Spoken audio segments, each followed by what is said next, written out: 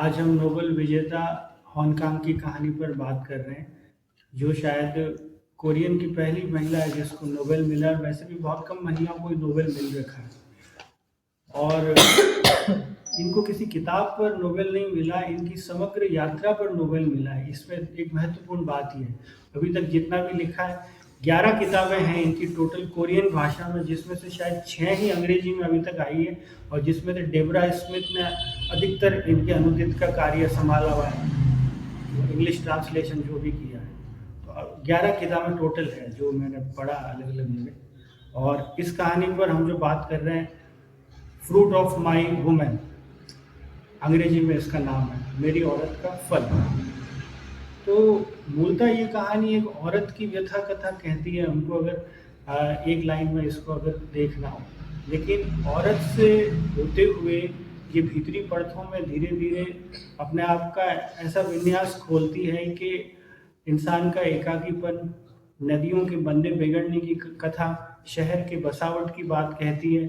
और मूल में यही है कि शादी होने के 4 साल बाद अब उसकी पीठ पर छोटे छोटे निशान हो रहे हैं, फिर छाती पर हो रहे हैं, शरीर के अन्य भाग पर हो रहे हैं, पीले हरे होते होते वो धीरे धीरे पूरे शरीर में बढ़ते जा रहे हैं। और वो एक बार सामान्य डॉक्टर को दिखा चुकी है, एक बार डर्मेटोलॉजिस्ट को भी दिखा चुकी है और दोनों ने कहा कि शी इज़ एब्सोल्युटली नॉर्मल, इनको कोई समस्या है नहीं।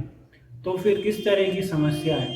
तो वो जिस तरह से कहानीकार हमको लेके जाता है कि उसके स्मृति में अपनी बसावट, पहाड़ों का जीवन, माँ का देखा जीवन और एक अलग तरह के जीवन जीने की इच्छा और लालसा से वो पूरे जीवन में उत्तरोत्तर दो चार होती रही।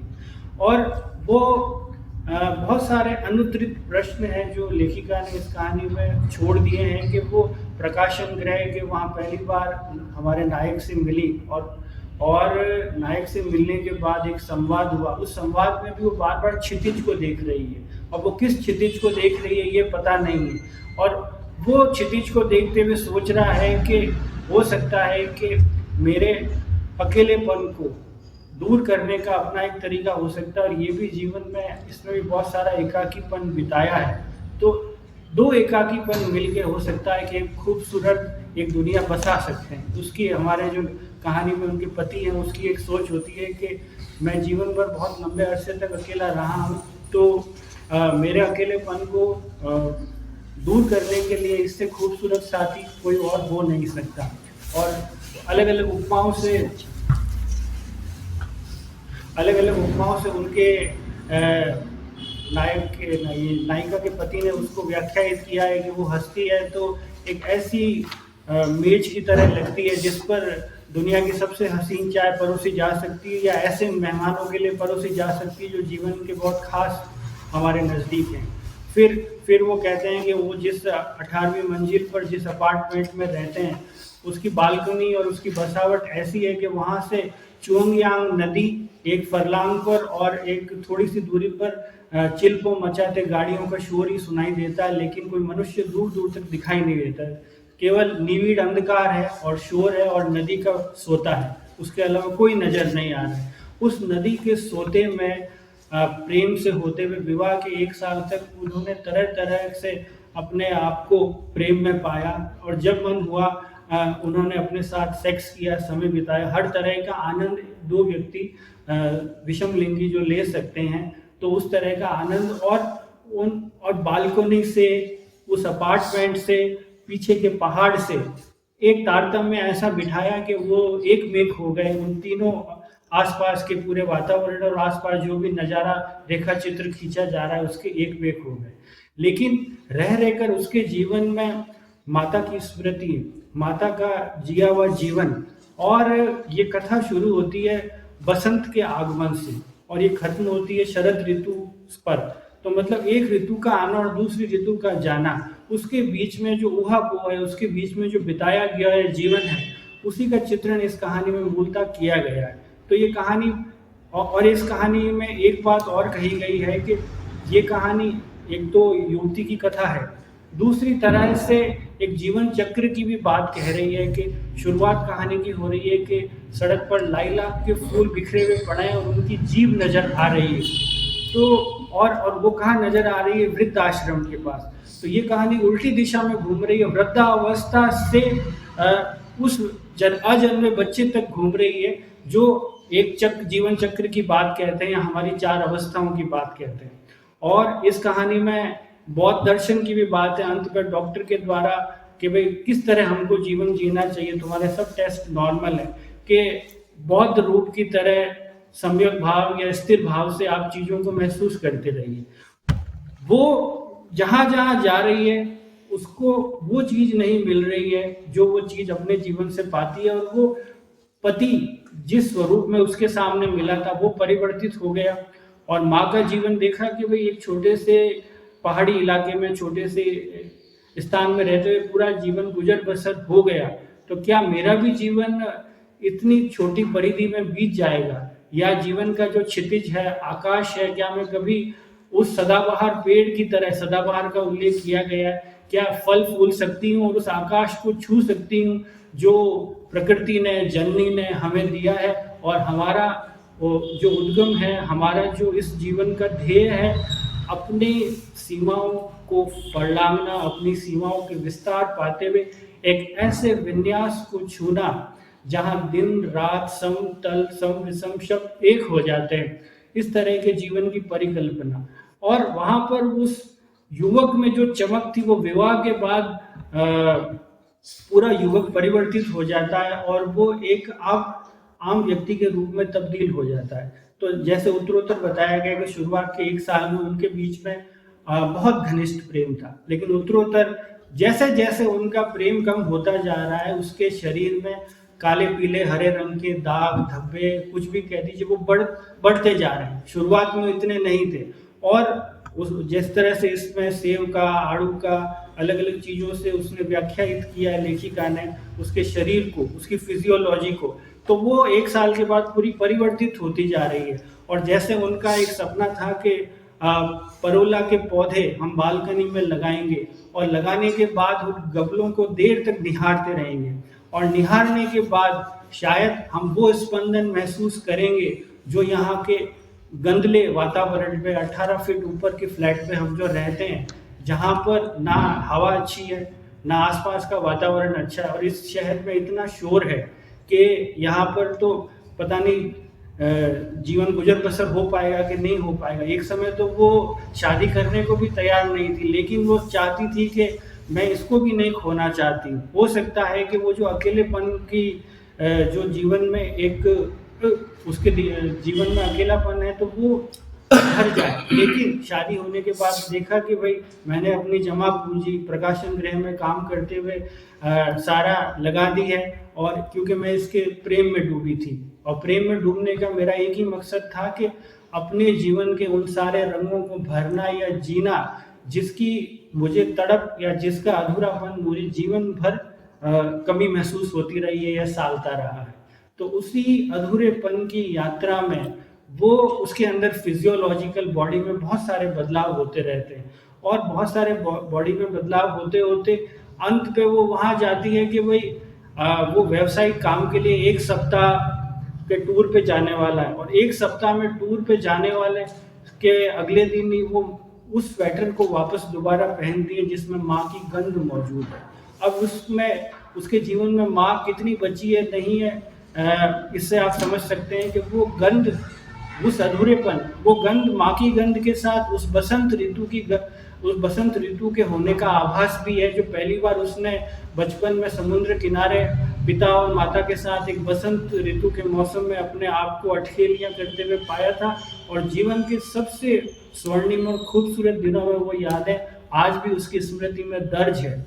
तो वो स्वेटर पहन के वो यादों को महसूस करती है, और जैसे ही वो पति 1 सप्ताह बाद आता है तो वो देखता है कि परोले के पौधे के समान ही उसकी टांगे बिल्कुल जा चुकी है, वो चलने के काबिल नहीं रही है, उसकी वीपिंग विलो की तरह एक शाखाएं फैलती जा रही हैं, और पूरा शरीर हरा भरा हो गया है। और अब वो जैसे ही हरा भरा हो गया लेकिन वो अंदर से खोखला है, तो वो जैसे ही उसमें पानी डालता है तो वो एकदम चमक आती है, और वो कहता है कि वहाँ पर इसकी तो चेहरे पर ऐसी चमक है जो आज तक मैंने ऐसी महसूस नहीं की। तो क्या उसकी अतृप्त सारी इच्छाएं या उसकी जो खोज है या वो सारी चीज़ें जो वो देखना चाहती थी वो क्या पूरी हो गई नहीं हो गई, इसमें एक लेखक ने रेखांकित किया है। और वो और दूसरा साथ में जो पैरेलल ट्रैक चल रहा है कि हमारा जीवन बहुत छोटी छोटी चीज़ों को जीने से ही बना हुआ है। तो कहाँ हम शहर की बसावट, बिल्डिंग की बनावट और इतने बड़े बड़े चीज़ों में जीवन खोज रहे हैं। तो प्रकृति का चित्रण बार बार आ रहा है और वो अंत में उससे फल आने लग गए हैं उस पौधे से, जो पौधा बड़ा हो गया है और वो कड़वे और खट्टे हैं। और वो सोच रहा है कि क्या इस पौधों का, इस फल का मुझे जीवन में उत्तरोत्तर उजास या मेरे जीवन में उसकी स्मृतियाँ जो अब धीरे धीरे उत्तरोत्तर मेरी पत्नी एक पौधे के रूप में बन गई है, जिसको मैं ना ड्राइंग रूम में, ना बेडरूम में, ना बाहर कहीं भी नहीं ले जा सकता हूँ, केवल एक गमले में स्थापित हो गई है। तो ये अगले बसंत में क्या फिर से इस पेड़ की शाखाएं, इस पौधे की शाखाएं हरी होकर मुझे वो फल देगी, जहाँ पर मैं उन फलों को खाते हुए मेरी पत्नी की खोई हुई स्मृतियाँ या जो पल हमने साथ बिताए थे उसको फिर से हरा करूँगा अपने जीवन में। और हो सकता है कि जो मैंने कुछ उसके साथ गलत किया या मैं जो नहीं हो सका, अब जैसे जैसे वो उसको वो शाखाओं में परिवर्तित होते दिख रहा है, उसके अंदर भी एक गिल्ट पैदा हो रहा है कि मैंने तो अपने अकेलेपन को दूर करने के लिए इससे जुड़ाव महसूस किया था, लेकिन अब मुझे महसूस हो रहा है कि क्या इसका अकेलापन क्या है। तो एक कॉन्ट्रास्ट खींचने की लेखक ने कोशिश की है यहाँ पर, और कहानी यहाँ अंत हो जाती है बहुत से प्रश्नों के साथ कि हमको किस तरह का जीवन जीना चाहिए, प्रकृति के बारे में हमारी क्या राय होनी चाहिए, और एक व्यक्ति जो अपने क्षितिज को क्या इस जीवन में छू सकता है, नहीं छू सकता है, इस सारे प्रश्नों को अपनी अपनी तरह से व्याख्यायित करती है ये कहानी। बहुत शानदार आपने मतलब प्रीफेस या भूमिका बांधी है। बढ़िया, बहुत अच्छा। की नोट एड्रेस मेरा आज की की नोट स्पीकर तुम हो। हाँ हाँ, ये सब ये कह रहे हम सुनने को उत्सुक है। आपका वेट कर रहे थे। अब वो टैक्सी वाला हमें घुमा ही जा रहा था, बता मैं कह रही हूँ इस गली में चलो, उस गली में उड़ जाता है। चलिए आप टाइमली पहुंच अब गए। आप गंतव्य पे आ गए। मतलब ऑथर ने काफी इसमें एक तो ईस्टर्न फिलोसॉफी का तो बताया है कि सेल्फ एज एन इल्यूजन, अपने आप को कैसे देखते हैं ईस्टर्न फिलोसॉफी में, और बुद्धिज्म थ्योरी का भी इसमें दिया है कि कामली रहना। आज के टाइम में जो अपन बार बार पढ़ रहे हैं, लोग बोर हो रहे हैं, थोड़े टाइम में एक चीज करते रहते हो बोर होते हैं। और एक लाइफ में भी जो है कि सिर्फ हस्बैंड वाइफ के लाइफ में एक प्यार वो चीज़ नहीं होती है, वो तो ख़त्म हो ही जाती है। आप एक फैमिली है तो वो हर तरह के उतार चढ़ाव आते हैं, लेकिन इसमें व्यस्तता का दिखाई, जिस तरह से वो कहते हैं हॉस्पिटल जाओ, लेकिन ये नहीं दिखाते हैं कि मैं साथ कंसर्न, ये चीज़ें भी दिखाई कि रिलेशन एक व्यस्तता की वजह से कितनी दूरियां आती रहती है। और वो अपनी जो चीज़ बताती है इसमें कि मुझे घूमना था, मैं एक जगह नहीं ठहरना चाहती थी। तो इसमें जो आजकल हमारे लिटरेचर में भी एक इको क्रिटिसिज्म और इको फेमिनिज्म है कि किस तरह से एक्सप्लॉयटेशन होता है वुमेन्स का भी और नेचर का भी, दोनों को साथ में लेके दिखाया है कि किस तरह से पौधे वो स्टार्ट में ही कि वो फूल जो है वो गिरा पड़ा है, और वो दिखाया किस तरह से बाहर आ गया वृद्धाश्रम के बाद लोग कुचल के जा रहे हैं कि एक्सप्लॉइट कर रहे हैं जो नेचर को। और उस चीज से रिलेट करके एक वुमेन का भी एक्सप्लॉयटेशन के उसकी फ्रीडम, वो जो बताते हैं उसकी जो सेविंग होती है, वो सेविंग जो घर से भाग के पैसे कमाती है, सेव करती है, वो वर्ल्ड घूमना चाहती है, एक सिरे से दूसरे कोने के 6 महीने में यहाँ उसके बाद वहाँ, लेकिन वो जो उसको लव मिलता है अपने, वो अपनी सारी सेविंग उसके फ्लैट के लिए और लगा देती है। उसके बाद जब उनकी लाइफ स्टार्ट होती है उसके ऊपर ध्यान नहीं दिया जाता, और धीरे धीरे यही करके जो उसका एंजाइटी या जो भी, वो डॉक्टर के पास भी जाते हैं तो उनको समझ में नहीं आता ये क्या चीज़ है, सब चीज़ें नॉर्मल आ रही है। तो ये एंजाइटी की वजह से या जो भी वो फील करती है उन पौधों को देख के, या कॉन्ट्राडिक्टरी भी यूज किया है ऑथर ने। एक जगह तो वो कह रहे हैं कि पौधा जब हम घर में लेके आए, हम दोनों हस्बैंड वाइफ ने ध्यान ही नहीं दिया, और दूसरी ओर वो यहाँ पे ये भी कह रहे हैं जब वो पौधे को खिलता हुआ देखती है उनकी वाइफ तो वो खुश हो जाती है, वो गुनगुनाती है। तो यहाँ कॉन्ट्राडिक्शन भी यूज हुआ है कि किस तरह से पहले एक बार वो कह रहे हैं कि वो ध्यान ही नहीं दिया, लेकिन एक बार जब वो खिलते हुए देख रही है तो उसके मन में जो थॉट थे वो बार बार बाहर आते हैं। वो अपने हस्बैंड को भी कहती है मैं यहाँ दम घुट रहा है मेरा इस फ्लैट में, लेकिन वो क्या कहता है वहां पे भी कि उसकी कोमल जो बात वो कह रही है उस पर ध्यान नहीं दिया, बस उसकी आवाज पे उसने ध्यान दिया, कितनी कोमलता से इसने बात कही है, उस पर ध्यान ही नहीं जाता कि किस चीज से गुजर रही है। तो आज के टाइम में भी ये चीजें बहुत हो रही है कि किस परिस्थितियों से सब गुजर रहे हैं, लेकिन हम ध्यान ही नहीं दे पाते उन चीजों पे कि हमारे आसपास ही कईयों के फैमिली मेंबर में भी क्या हो रहा है। तो वो चीज भी ऑथर ने दिखाने की कोशिश की, इसमें एक्सप्लॉइटेशन का पूरा दिखाया, नेचर की तरफ भी। अगर नेचर पे ध्यान नहीं दिया तो आज अपन अमेरिका में जो चीज हो रही है देख ही रहे, ग्लोबल वार्मिंग का और जो असर होके जो चीजें हो रही है, उस किसी ना किसी वे में इसमें वो भी चीज देखा है। नेचर भी इम्पोर्टेंट, जैसे एक बारिश का तो वो बता रही है याद में बचपन का, क्या उसमें उसने खेला वो अच्छी लगी, और एक वो फ्लैट के अंदर खड़ी है खिड़की के पास और वो बारिश के छींटे आ रहे हैं तो वो कहे ये बारिश अच्छी नहीं है, इसका पानी तो मुझे बिल्कुल अच्छा नहीं लग रहा है। वो उसका हस्बैंड उसके ऊपर पानी डालता है, फिर भी वो कहे नहीं ये, क्योंकि वो फ्लैट में कहीं से भी प्रॉपर रोशनी या जो एक खुला वातावरण होता है। और ये चीज भी कहती है कि मैं यहाँ रह के थक चुकी हूँ, यहाँ के भीड़ 7 लाख लोगों से भरा हुआ ये बिल्डिंग 2CV ऐसे लोगों से, और यहाँ के पार्क, और एक टाइम था जब मुझे ये चीजें अच्छी लगती थी, लेकिन अब मुझे ये अच्छी नहीं लग रही क्योंकि यहाँ कोई लाइफ नहीं है। तो नेचर को बहुत ज्यादा इन्होंने इसमें कहा कि इम्पोर्टेंस है, किसी ना किसी तरह से नेचर के बारे में सोचना चाहिए सबको। ये मुझे इसका मेन नेचर और जो फीमेल का एक्सप्लॉइटेशन, फेमिनिज्म, ये तो बातें बहुत जगह होती रहती है, लेकिन इसमें फेमिनिज्म के साथ नेचर को जोड़ के जो ऑथर ने डिस्क्राइब किया है वो काफी इंटरेस्टिंग लगा मुझे। इसमें अलग अलग जगह खुशी का भी, हमने 4 साल की लाइफ बताई है इन्होंने शादी में, 1 साल ही हमने देखा, और हस्बैंड के मैंने 1 साल के बाद अपनी वाइफ को कभी ऐसे देखा ही नहीं, इसके ऊपर ध्यान ही नहीं दिया।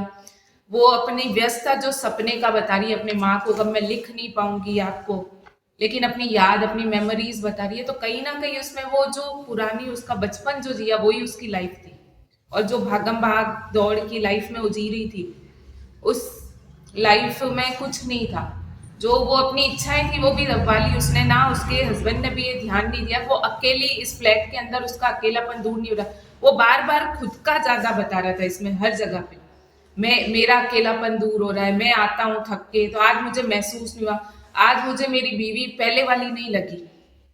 हर बार अलग अलग तरह से वो कह रहा है कि मेरे को फील नहीं हुआ, क्योंकि वो फील व्यस्तता की वजह से दूरी आती गई। तो इसमें जो नेचर और रिलेशनशिप को बताया, ह्यूमन रिलेशनशिप को, वो बहुत इंटरेस्टिंग वे से बताया ऑथर ने, ये मुझे लगा है इसमें। और बहुत सारे क्वेश्चंस अपने आप में खड़े कर दिए ऑथर ने कि आप रीडर्स उन क्वेश्चंस का आंसर्स को ढूंढे। ठीक है, बढ़िया। बताएं। और बुद्धिज्म वाली थ्योरी भी की है सर की, वो जो जोनाथन वाली थी सर्वाइव वाली और स्टोरी, उसमें भी बहुत सारी ऐसी चीजें आई है कि वो जो खुद अलग चीज करना चाहते हैं, उसमें भी वो बर्ड अलग चाहता है, इसमें भी इनका यही थॉट है जो बताए, वो दुनिया घूमना चाह रही है, वो पहचानना चाह रही है, लेकिन वो उस फ्लैट के अंदर घुट चुकी है पूरी। वो उसका पेड़ बनना क्या बताता है?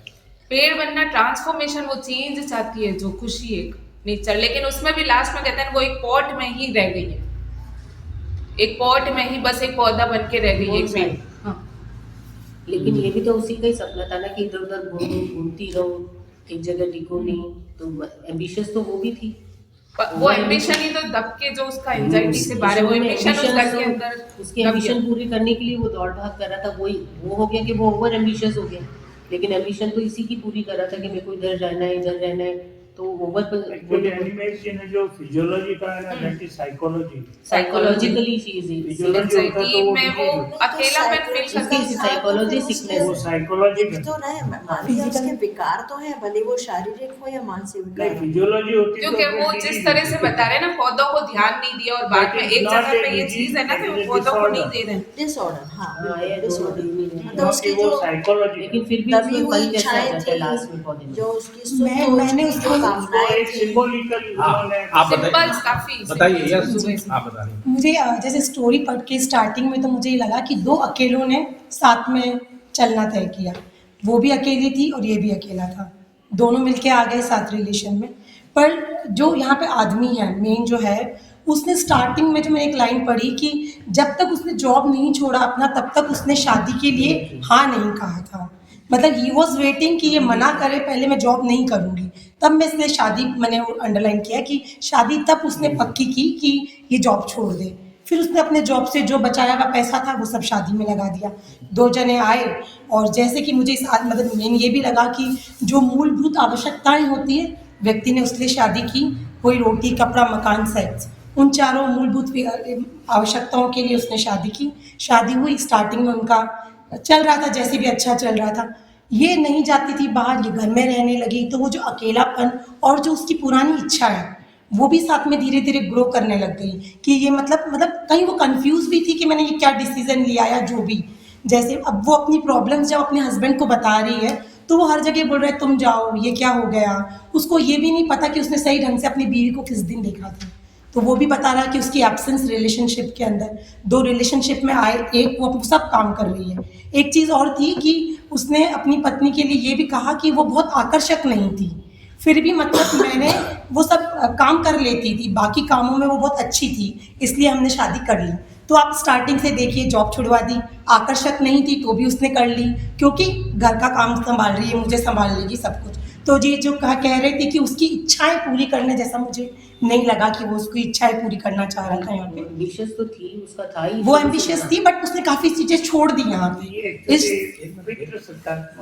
इस रिलेशनशिप में आने के लिए उसने काफी चीजें छोड़ दी। उसके बाद में जब उसको ये चीजें फील होने लगी, फिर जब वो अपनी माँ के बारे में सोच रही है तो मैंने उसको ये रिलेट किया कि वो भी ये सोचे कि क्या मेरी जिंदगी भी अपनी मदर की तरह ही बन के रह जाएगी, क्या कुछ और होगा, या जो मैं सोचती थी वो मुझे कुछ मिलेगा या नहीं। मतलब उस सब चीज़ों के बीच में वो चीज़ हो रही है। अब जब मैं बीच में बहुत इन्होंने अनिमेश जी ने बहुत अच्छा बता दिया, थोड़ा लास्ट का जो मेरा चेंज है कि जब वो 7 दिन बाद आता है तब आप उसकी मनोस्थिति देखिए। जब उसने आवाज़ नहीं सुनी, ही वॉज सो स्कैर्ड, ये क्या हो गया, मतलब कोई आवाज़ नहीं आ रही, क्या मैं अपनी बीवी को देख पाऊंगा कि नहीं देख पाऊंगा। He was not scared. He was angry कि तुमने जवाब नहीं दिया। नहीं, आप आगे मैं बताती हूँ आपको। उसने पहले ही सोचा अरे ये क्या हो गया, मैं उसको सुन पाऊंगा कि नहीं सुन पाऊंगा, पर जैसे ही वो अंदर गया उसने उसकी फुसफुसाहट सुनी, तो फुसफुसाहट सुनते ही वो मेल ईगो आ गया, अरे तूने मेरे मतलब ये क्या कर रही हो तुमने है ना मतलब कि कुछ किया ही नहीं, ऐसे घर के काम होते हैं क्या। तो आदमी देखिए जब उसने आवाज़ नहीं सुनी तो वो डर गया, और जैसे ही सुनी तो वापस उसका ईगो उस पर हावी हो गया कि भाई तुम्हारा क्या काम था, तुमने वो सब करा ही नहीं। और लास्ट में जो उसका प्लांट बनना है तो और उसने उसकी केयर करना स्टार्ट किया, उसको मैंने ऐसे लिया कि मे बी वो प्रेग्नेंट हो गई और वो प्रेग्नेंट हो गई है और उसको फील हुआ है कि अब मुझे इसने एक चीज़ और मतलब मुझे एक पिता का जो एक उपाधि होती है मुझे वो भी मिल गई है। और उसके बाद में he started taking care of her. वो पानी देने को मैंने ये समझा है कि उन्होंने उसकी केयर स्टार्ट कर दी, क्योंकि वो अब एक मातृत्व की तरफ बढ़ गई है, एक प्लांट बन रही है जो फूल देगा, और मैं एक पिता बनने वाला हूँ। तो एक शायद वापस से मैं पॉजिटिव ले रही हूँ, वो सब मिलके आगे जाके अपने परिवार को फिर से अच्छे से ग्रो करेंगे। वो जो ईस्टर्न फिलोसॉफी की बात की, सेल्फ एज एन इल्यूशन, ये बार बार एक सपने की बात कर रहे हैं लास्ट में कि मैं एक पेड़, चिनार का पेड़ बन रही हूँ इस फ्लैट को चीरते हुए। तो वो ट्रांसफॉर्मेशन अपने आप में वो पेड़ से अपने आप को कंपेयर कर रहे हैं यहाँ पे।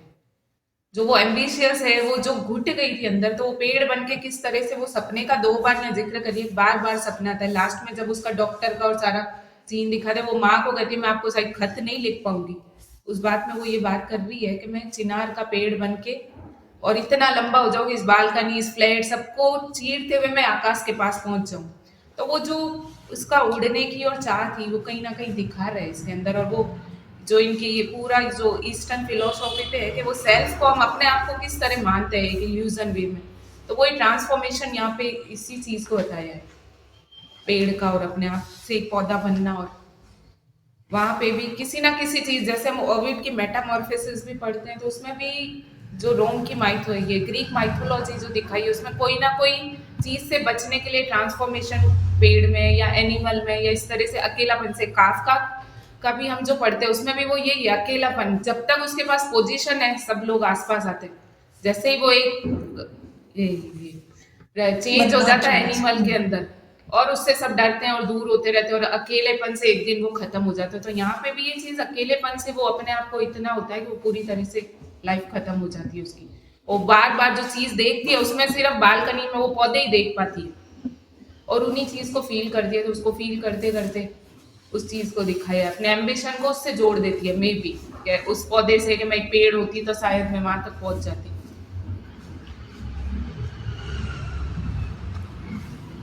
पास कुछ पास तो आप कह दीजिए आज आप अपन ने तो ये बेसिकली है कौन से गाने में आप जेड से शुरू करें।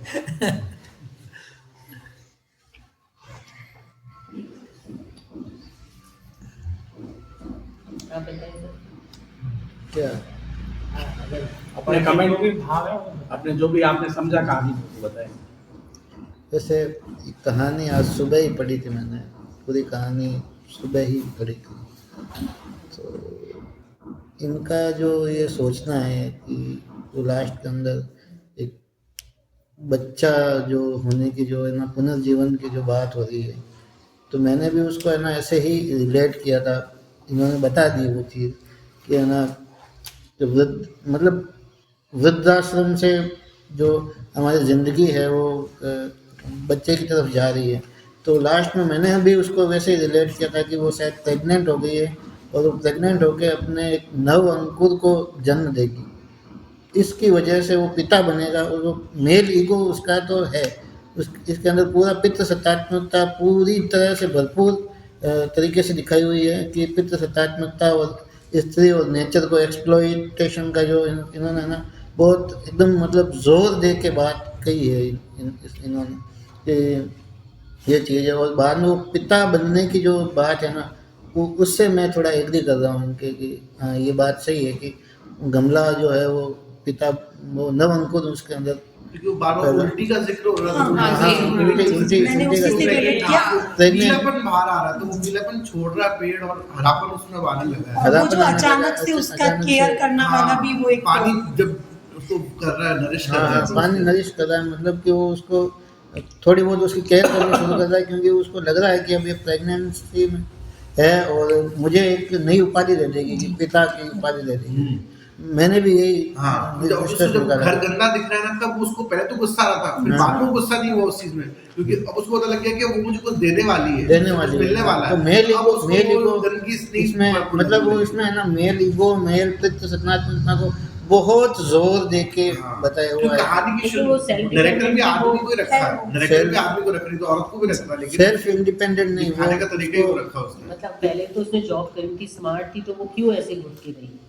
वो समर्पण आप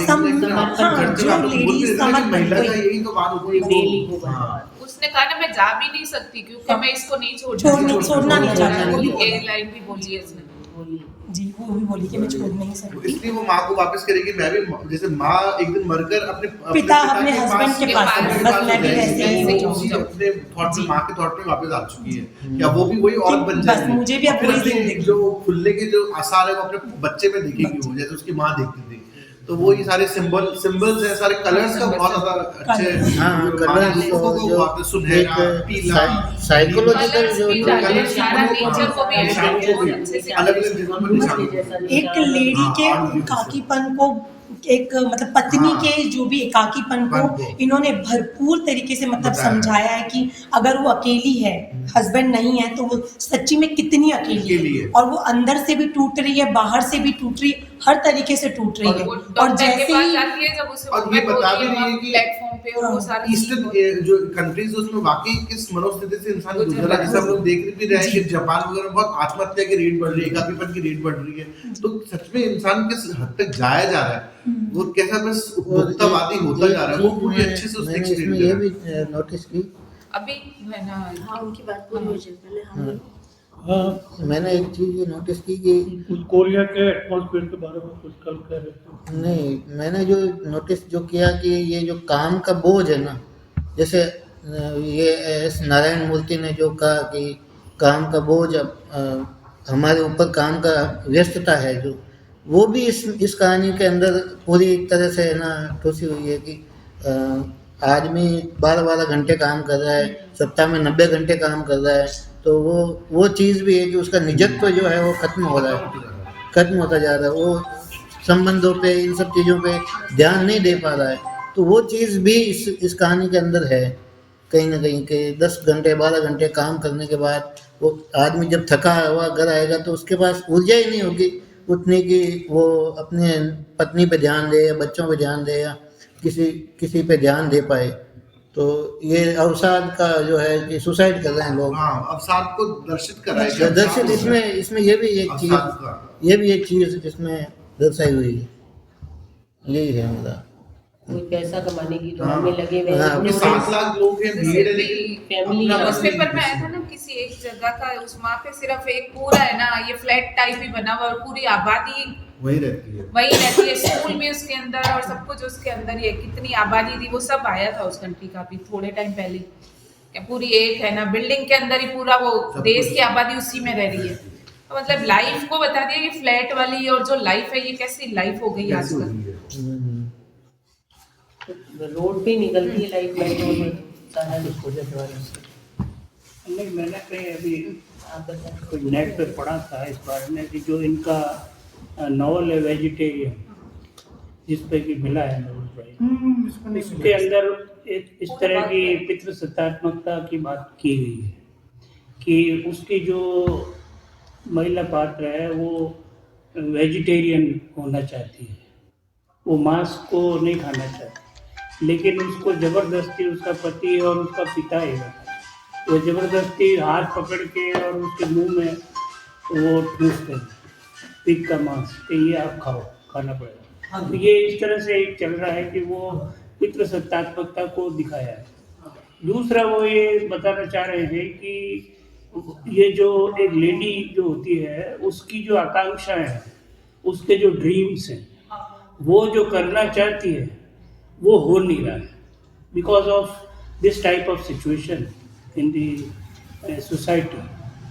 तो उसकी वजह से क्या हो रहा है कि वो अंदर ही अंदर अपने भावों को दबा रही है, घुट रही है, और ये जो साइकोलॉजिकल जो प्रेशर उसके ऊपर आ रहा है, वो घूमना चाह रही है, वो खुली हवा में जाना चाहती है, मतलब ये सब उसकी आकांक्षाएं, इच्छाएं हैं, उसके सपने हैं कि वो उनको पूरा करना चाहती है, लेकिन इस बिकॉज ऑफ दिस सोसाइटी वो कर नहीं पा रही।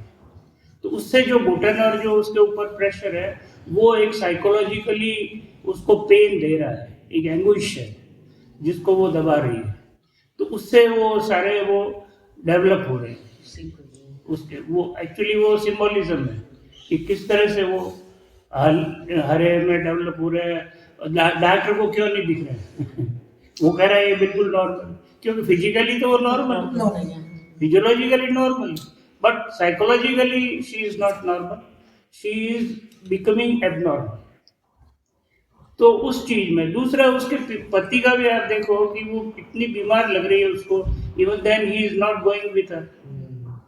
वो उसको बार बार कह रहा है तुम डॉक्टर को दिखाओ, तुम डॉक्टर को दिखाओ, भाई ही is not going with her. वो भी पूछती है कि तुम डॉक्टर के जाना चाहिए तो क्या, हाँ जाओ दिखाओ, और वो उसकी केयर नहीं करता। तो कहने का मतलब जो एक इनिशियली जो एक प्रेम चाहिए स्त्री को, वो प्रेम जब था जब तक तो वो ठीक थी, लेकिन जैसे ही वो प्रेम सूखने लगा या ड्राई होने लगा और उसकी जो एक उसकी कंसर्न जो थी हस्बैंड की वो कम होने लगी, तो वो वापस उसी उसमें चली गई और वो एक गमला या गमले का एक पौधा बन के रह गई। तो इस तरह की सिचुएशन है जिसको उसने बताया। फेमिनिज्म तो ऑफकोर्स है ही है, मैं इतना ही कहूँगा। अच्छा डॉक्टर साहब आपने बहुत अच्छी है, मैं कहूँ अब करीब करीब आने में एक सवाल साहब बोले, सवाल था कि उस दिशा में आप अभी करीब करीब सबके जो विचारे हैं थोड़े बहुत मिलते जुलते ही हैं, और अरुण ने थोड़ा सा एक कोरियन जो लाइफ है जो कि अपनी इंडिया में सब जगह नहीं लेकिन मेट्रो में मेट्रो जहाँ मल्टी स्टोरेज लाइफ है वहाँ लागू हो गया है वो लाइफ है। मेरा सिर्फ आगे आप साहब और आप लोग भी अगर नोटिस इंसर्ट करना चाहें, ये महिला के द्वारा लिखी हुई पुरुष के दृष्टिकोण से महिला की कहानी, मैंने इसको इस तरह से मैं आगे मेरी बात करूँगा, महिला के द्वारा लिखी हुई पुरुष के दृष्टिकोण, क्योंकि इसका नरेटर पुरुष है। हाँ, narrator। महिला के द्वारा लिखी हुई पुरुष के दृष्टिकोण से महिला, इस दृष्टिकोण से थोड़ा आगे बढ़ाएं। वैसे मैं यही ना शुरू कर रहा हूँ जहाँ से आपने बात कही है। जैसे ये कहानी 1957 में 97 में लिखी गई है ना, और 2006 में वापस इसका उपन्यास के रूप में वेजिटेरियन के रूप में इन्होंने इसको डेवलप किया। कहानी बहुत और सिंबॉलिक कहानी है बहुत ज़्यादा। आप देखिए मनोवैज्ञानिक भी है और सिंबॉलिक प्रतीकात्मक बहुत ज़्यादा है, और चूंकि प्रतीकात्मक बहुत ज़्यादा है इसलिए सारे प्रतीकों को अर्थ समझना हमारे लिए बहुत मुश्किल काम है। कारण है कि कहानी हिंदी की नहीं है, हमारे पास इंग्लिश से होते हुए, कोरिया से हिंदी और इंग्लिश से होते हुए यहाँ तक आई है। जितना भी अपन समझ सकते हैं कोशिश करते हैं कि इसको समझने की। तो आप ये देखिए कि जैसे इन्होंने पॉइंट, इसमें कहानी में पहले शुरुआत पुरुष के पॉइंट ऑफ व्यू से शुरू होती है, क्योंकि बाद में देखें कि वो अपना पॉइंट ऑफ व्यू बताती है, साथ में पुरुष का पॉइंट ऑफ व्यू भी है, तीनों चल रहा है। मेजर यहाँ पर पुरुष पॉइंट ऑफ व्यू से, इसमें कोई दो राय नहीं है, और बीच में वो खुद भी अपनी बात कहती है, तो वहाँ पर खुद का पॉइंट ऑफ व्यू है जहाँ उसको कहना होता है। और ये कहानीकार की अपनी विशेषता होती है कि अपनी बात को कहने के लिए किस पॉइंट ऑफ व्यू से कहेंगे तो सारी बातें स्पष्ट हो जाएगी। आप इस कहानी को देखिए। मैं इस कहानी को यदि शुरू करना चाहूँगा तो वहाँ से शुरू करना चाहूँगा जहाँ ये माँ के साथ एक रहती थी, जिस दुनिया में रहती है ना, कि वहाँ पर जो गाँव का परिवेश है और वहाँ पर खुलापन है सारा कुछ, जिसकी बाद में उसको अभाव मिल जाता है, अभाव हो जाता है शहर में आकर के, और वो बड़े शहर में रहना चाहती थी। उसको लगता था कि जो सुविधाएं हैं और जो जितने भी साधन हैं वो बड़े शहर में उपलब्ध हैं। गांव में बिल्कुल एक तो उतने साधन नहीं है, खुलापन होते हुए प्रकृति के साथ है, मतलब कि मेल जोल गांव का, लेकिन समुद्र के किनारे उसका गांव है, लेकिन उतने साधन संपन्न वहाँ पर नहीं है। दूसरी की गांव में बंधन तुलनात्मक रूप से जो पितृसत्तात्मक बंधन है वो ज़्यादा है ना, तो उसको ऐसा लगा, तो इसलिए वो हमें पहले शुरुआत में आप देखिए कि वो उसके सपने देखती है, शहर में आने का सपने देखती है। एक बात ध्यान रखिएगा, इस पूरी कहानी में दो चीज़ों को आप लेके चलेंगे तो काफ़ी कुछ आपका इस कहानी का सांकेतिकता को स्पष्ट। एक तो जो व्यवस्था जो हम कहते हैं ना, या इसके पीछे भाई सामाजिक व्यवस्था है, सामाजिक व्यवस्था एक पूंजीवाद है। आप देखिए उसमें कई आपको आ जाएंगे, और साथ में पितृसत्तात्मकता, दोनों से ये कहानी टकरा रही है। एक तो पूंजीवाद की व्यवस्था में सामाजिक व्यवस्था है जहाँ पर वो जो अकेलापन, अजनियमितपन, सारी चीज़ें, मतलब कि एकाकीपन की सारी चीज़ें आती है, और साथ में पितृसत्तात्मकता जो स्त्री को, चाहे वो गांव से शहर में भी आ गई तो वो पितृसत्तात्मकता खत्म नहीं हुई है, वो दूसरे रूपों में हमारे पास हावी है, मतलब स्त्री के ऊपर। तो दोनों की चीज़ को कहानी कहते हैं। फिर आप इस कहानी के तो गाँव से वो शहर में आती है, और शुरू में वो एक्चुअल में दुनिया के सैर करने की उसकी इच्छा है, जो उसमें आप पीछे से कहानी को पढ़ें तब लगेगा वो दुनिया के सैर करने की इच्छा है, और हर इस छोर से उस छोर तक, जैसा कि बताया है, पूरी दुनिया घूमना चाहती है। मतलब उसको आज़ादी, स्वतंत्रता, सारी चीज़ें घूमना, ये सारी चीज़ें पसंद है। लेकिन जैसा कि हम देखते हैं, जैसा होता है जीवन में, जब बड़े होते हैं तो उसको मुलाकात होती है पुरुष से, उसको लगता है कि उसके साथ रह करके शायद अपने सपने को पूरा कर पाएगी, और जिन सपनों के लिए उसने पैसे इकट्ठे किए थे वो सारा पैसा उस फ्लैट में लगा देती है। जनरली यही कहानी हर एक की होती है, आप देखें तो। लेकिन अब यहाँ से उसकी दूसरी दौर की कहानी, दूसरे दौर शुरू होती है, जहाँ पर वो फ्लैट में रह रही है, और वो बंद फ्लैट, रोशनी कमी, धूप की कमी, और सारा जो प्रकृति के, अब उसको पुरानी चीज़ें याद आती है कि वहाँ वो प्रकृति में रह रही थी, यहाँ पर ये।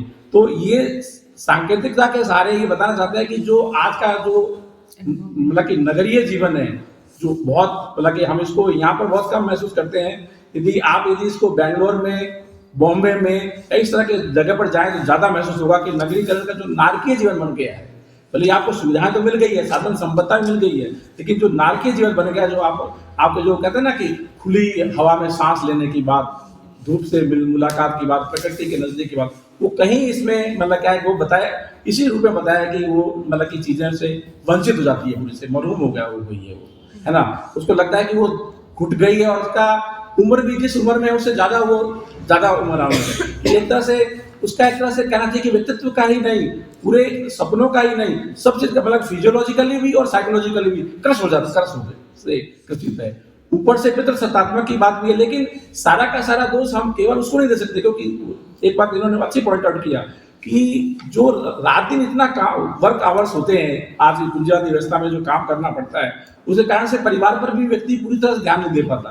तो हम ये नहीं कह सकते सारा का सारा दोष पुरुष का ही है, ऐसा भी नहीं है। यद्यपि है, दोनों चीजें साथ चलती है। एक तरफ तो पूंजीवादी आप व्यवस्था में आप काम कर रहे हैं और दूसरी पितृसत्तात्मक व्यवस्था खत्म नहीं हुई है, तो दोनों का मिला जुला रूप, दोनों का जो प्रहार पड़ता है, हथौड़ा पड़ रहा है, वो स्त्री के ऊपर पड़ रहा है। आप देखिए, तो ये कहानी जो है हमें कह सकते हैं कि इस रूप को भी समझने की कोशिश, उसने अपने सपनों को उसने बताने की कोशिश की है कि किस तरह से वो उस बंधन में बंधना नहीं चाहती थी, लेकिन वो बंधन में बंधी है केवल इसलिए कि सपने पूरे करेगी, लेकिन वो सपने उससे पूरे नहीं होते।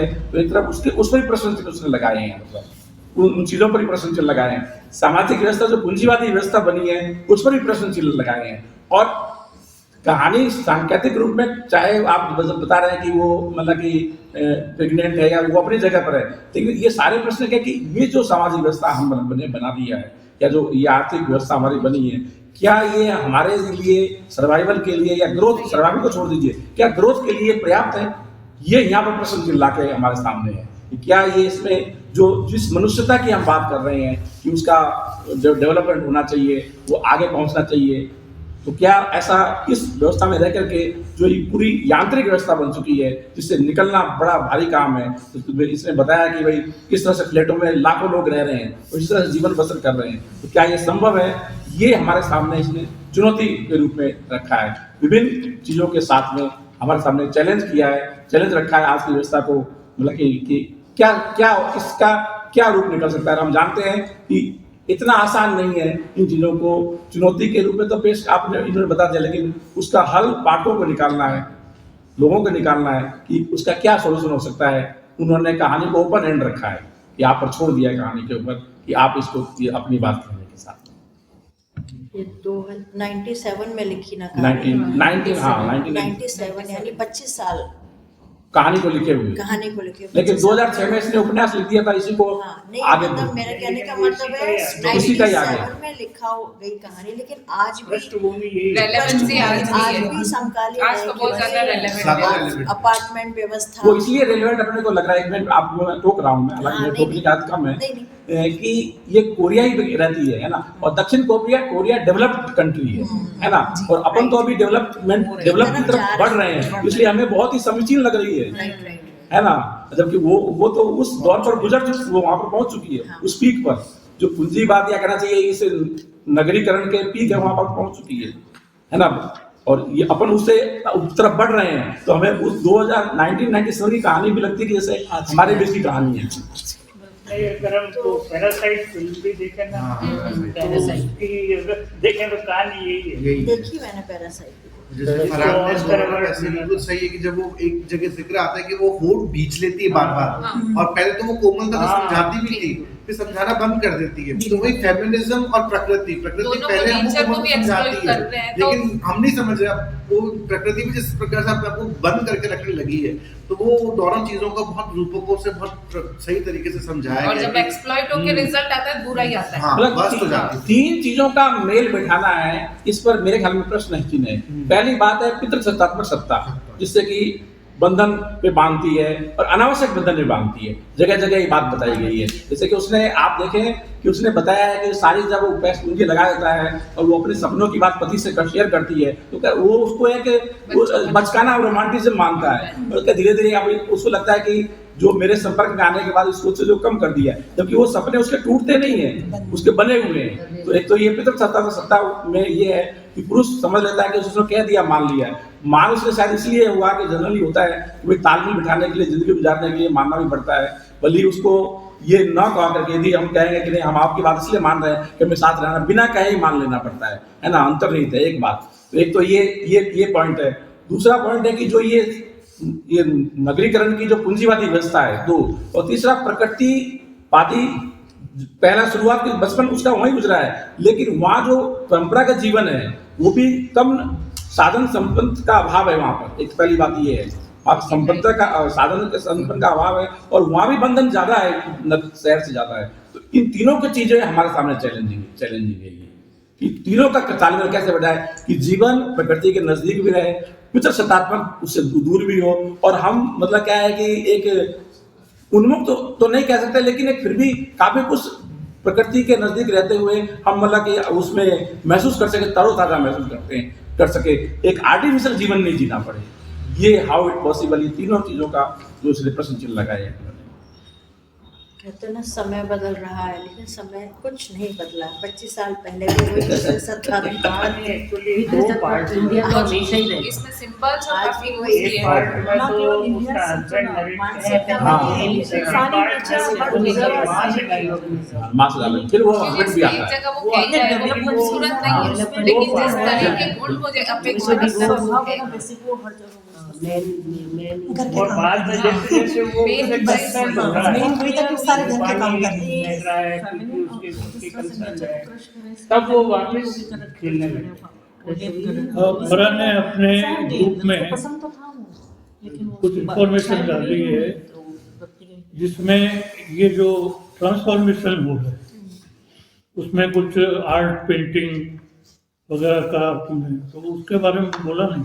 वो ओविड की मेटामॉर्फोसिस अभी वो मैं रीड कर रही हूँ। पोएम मैंने वो बहुत तो बड़ी बहुत किताब बड़ी है। पोएम, एपिक पोएम एक ओविड 200 की। पेज की किताब है, मैंने नमस्ते करके आ गया हूँ। मैं इसका थोड़ी समरी या सुन ले, इसमें अलग अलग जैसे काफका की कहानी वैसे काफका की कहानी जो काफका इसका का हिंदी तो में नॉवेल कायांतरण बोलते हैं ना, कायांतरण कि वहां से सिर्फ उतना ही लिया है, बाकी इसने अपने तरह से चीज कोई लेना देना नहीं है। आप देखें काफका की कहानी बिल्कुल डिफरेंट उसका ट्रीटमेंट है। परिवर्तित होता है। हाँ, वो उसका डिफरेंट ट्रीटमेंट है। बस ये साइकोलॉजिकली और ट्रांसफॉर्मेशन जो चीज है ना, ये चीज उनसे ली हुई है। हाँ, बल्कि मैं कहूंगा कि ये कहानी उससे ज्यादा एनालिस्ट कहानी है, मतलब जो तुलनात्मक रूप सोसाइटी से। के लिए यूजफुल नहीं है हाँ वो उसकी कहानी। हाँ, और यहाँ पर इसने बहुत सारे प्रश्न उठाए हैं उसने, और बहुस्तरीय तो कहानी है ही, और बहुत सांकेतिक रूप से भी बहुत सही कहानी है। हालांकि और सबसे बड़ी बात इस कहानी की मुझे खूबसूरती ये लगी कि आपको प्रथम दृष्टया कहानी पूरा पढ़ा लेती है, इतने अर्थों और इतने अपने आगे रखते हुए। इसके बावजूद भी ये कहानी इतनी आसान नहीं है जितनी की लगती है। ये कहानी सशक्त कहानी। तो इतने सारे प्रश्न अगर हैं तो एक प्रश्न मैं उठा दूं आपसे। हाँ, पर सब लोग बैठे हुए हैं, विवेचना करेंगे। ये जो पूंजीवाद, नगरीकरण, ये जो यांत्रिक जीवन, काम का बोझ, ये केवल स्त्री को क्यों प्रभावित करता? मेरा ये देखिए यहाँ पर यांत्रिकता की बात है ना, इसको स्त्री को पुरुष को भी प्रभावित कर रहा है। पहली बात तो ये है कि वो उसके पास इतना समय नहीं है कि वो उसको डॉक्टर के पास दिखा। उसमें ऐसा कोई ट्रांसफॉर्मेशन नहीं हो रहा। नहीं, एक मिनट सर, तो उसको इतना समय नहीं मिलता है कि वो उसको दिखा सके। ये भी एक प्रश्न आपको साथ में जोड़ना पड़ेगा। साथ में देखिए कि ये पितृ सत्तात्मक और यांत्रिकरण के दो चीजें इसका इफेक्ट पड़ता है कि वो नौकरी छुड़वा देता है, तभी वो बिल्कुल ये जो आपने पॉइंट आउट किया था बिल्कुल कहानी में है। और वो अब अकेलेपन, एक तरफ तो पति उसका बाहर रहता है, पूरी जो उसके आस पड़ोस है, जो परिवेश है, पूरा का पूरा सब व्यस्तता में है जीवन, तो उसका जीवन बिल्कुल एक निरस्ता, अजनबी, अपरिचित रूप बन गया एक्चुअली अपने आप में, जो कि जबकि उसका बचपन ऐसा नहीं था, क्योंकि वहां पर वो जिस तरह से नगरीकरण नहीं था, यांत्रिकता जीवन नहीं था। तो आप तुलना कीजिए दोनों के जीवन से, तो ये उसका असर डालता है। लेकिन एक बात है हाँ। कि इसका मतलब जो स्त्रियां नौकरी कर रही हैं वो ये नहीं बोल रही हैं। नहीं, ये नहीं, ये ऐसा नहीं है। ऐसा ही लग रहा है। नौकरी छुड़ाने का वो केवल पितृ सत्तात्मक के लिए सिंबल को रूप से अकेलेपन का क्या? हाँ, अकेलेपन का तो रहना पड़ता है उसको। एक छोटी सी बात आपके ध्यान में, हाँ बिल्कुल, तो नौकरी छुड़वाता नहीं है, वो प्रतीक्षा करता है कि वो नौकरी छोड़ दे। और फिर वो ये भी वो कहती है कि मैंने नौकरी इसलिए छोड़ी, मैं तुम्हारे बिना रह नहीं। हाँ, लेकिन इसमें कुछ और बातें भी संकेत की गई है, ये आप ही कह रहे हैं। हाँ, नहीं, उसमें संकेत की गई है बातें, मतलब कि देखिए ये चीजें जो होती है ना, इतना मुझे लगता है कि यह सब कुछ उसके अवास्तविक रोमांटिक भ्रम से अधिक कुछ नहीं रहा होगा। उसने जो योजना बनाई थी, किसी बच्चे द्वारा चांद की यात्रा की बनाई गई योजना के तरह अव्यवहारिकता है, और आखिर खुद ही समझ लिया होगा। और वह देखिए यहाँ पर उस भावुक और ग्रामीण हो उठा गया कि देर से ही मैंने ही वास्तविकता को समझने के लिए उसे प्रेरित क्या खुद के ऊपर ले लिया कि वो सब हाँ। भूल चुकी है और बहुत खुश है मेरे साथ खुश है मेरे शी इज साथ और एंजॉयिंग, मैंने कहा वो समझ गई शी इज है। हैप्पी। ऐसा नहीं उसने अपने आप में ये सब चीजें निकाल ली, उसके लिए कभी उसने सोचा नहीं कि वो सच्ची में खुश है कि नहीं। हाँ। सर यहाँ पर क्या है, आपस में बातचीत की जो कमी है ना वो सबसे इम्पोर्टेंट है। जब इंसान दो जने आपस में बात करेंगे तो सॉल्यूशंस निकलेंगे, पर जब बात नहीं करेंगे तो तो सॉल्यूशन उसका वो बातचीत को लेकर मैंने बताया ना कि जो उसका पूंजीवाद की जो व्यवस्था है उसमें पुरुष इतना विस्तृत है कि बात करने का मौका नहीं। एट द सेम टाइम ये भी प्रश्न है, मैंने कहा 3 प्रश्न उठाए हैं।